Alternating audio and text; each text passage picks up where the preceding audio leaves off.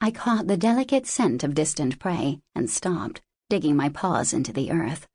Lifting my muzzle to the wind, I inhaled, allowing the distinctive ice and hoof aroma to sink to the back of my throat. Snow deer, in our territory, and on the move. All at once, blood rushed to the sensitive spot just behind my ears. My mouth moistened, and every muscle in my body hungered for the chase. Next to me, Azuan stood as still as I was, only his ears twitching. Then his dark gray head began to sway, pulled between the lure of prey and our task. "We can't go after them," I said. "We have to get to tall grass." "I know that," he replied, panting hard.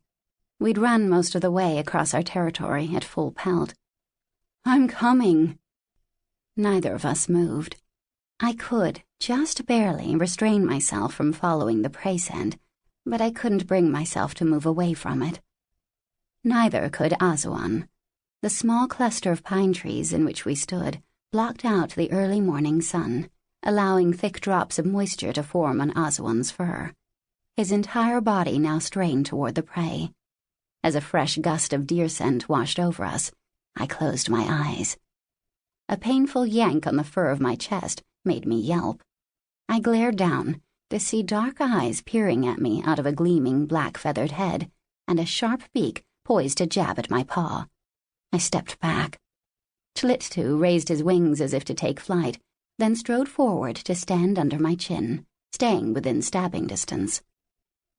His winter plumage made him seem much larger than a not-yet-year-old raven should, and his tail and back were speckled with the snow he'd been rolling in. He stared a beady challenge at me, and then at Azuan, who jumped aside to get out of beak range and buried his nose in the snow, trying to freeze away the deer scent. When Tlittu saw that he had our attention, he quirked softly. "The Greatwolves are exactly 14 minutes behind you, Wolflets, and their legs are much longer than yours.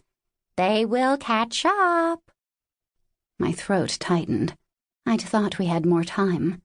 The great wolves had ruled the wide valley for as long as any wolf could remember, and all wolves were required to obey them.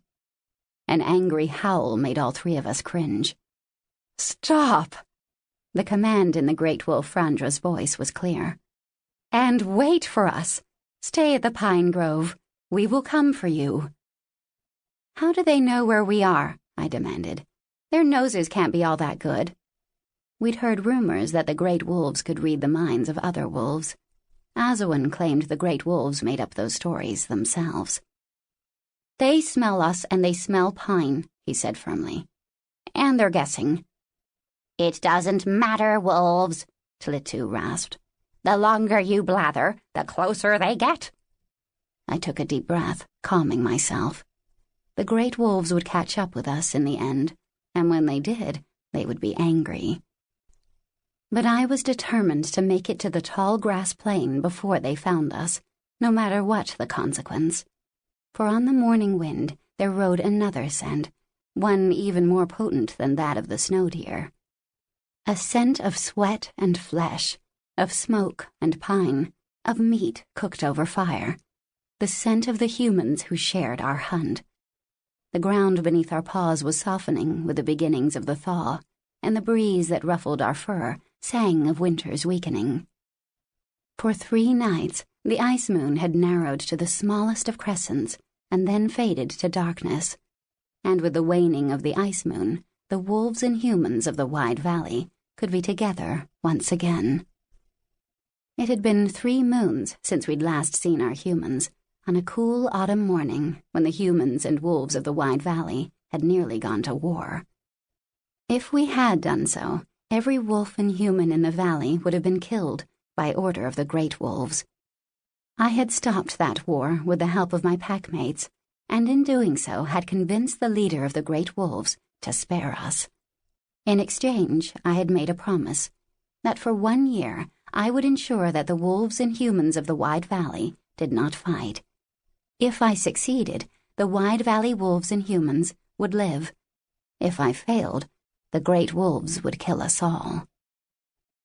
The next night, a heavy snowstorm howled into the wide valley, warning us that the hungry days of winter neared.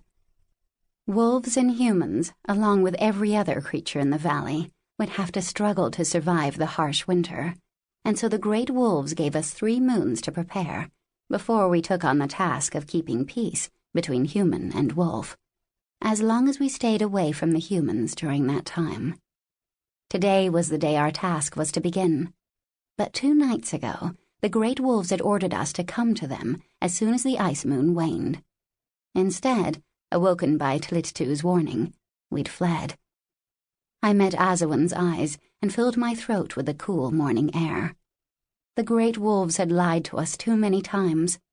With one last look in the direction of the snow deer, I leapt over Tlittu's snowy back and sprinted toward the tall grass plain, folding my ears against the wrathful howls of the great wolves.